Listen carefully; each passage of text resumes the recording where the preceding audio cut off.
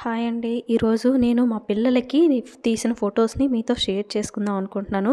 Every month ఏదో ఒక theme పెట్టుకొని మా పిల్లలకైతే నేను ఫోటోస్ తీశాను. ఆ ఫోటోస్‌ని ఈరోజు ఈ వీడియోలో మీకు షేర్ చేద్దాం అనుకుంటున్నాను. ప్రతి మంత్ ఏదో ఒక థీమ్ పెట్టుకొని చేసుకున్నాను. రేపు పొద్దున్న వాళ్ళకి మెమరబుల్ మూమెంట్స్‌గా ఉంటాయి కదా! వాళ్ళు ఈ ఫోటోస్‌ని చూసుకోవచ్చు కదా! అని చెప్పి తీశాను.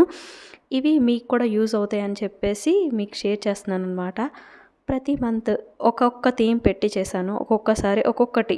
తీసిన ఫోటోస్ లైక్ ఏంటంటే టమాటోస్‌తో, బనానో, ఇంకా మ్యాంగో లీవ్స్‌తో చేశాను. ఫ్లవర్స్‌తోని అలా ఈజీగా ఇంట్లో ఉన్న వాటిలతోని మాత్రమే చేశాను. ఇవి మీకు కూడా యూజ్ అవుతాయని నేను అనుకుంటున్నాను.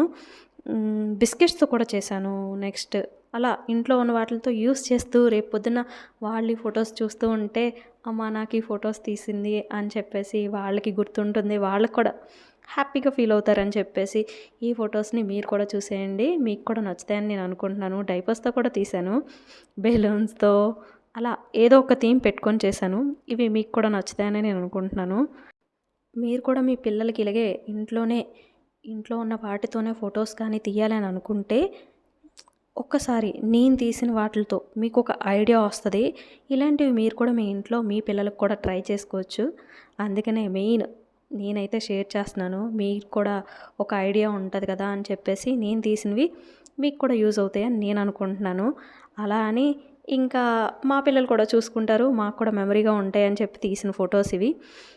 వాళ్ళు పెద్దయిపోతే ఈ ఫోటోస్ వాళ్ళు కూడా చూసుకుంటారు కదా!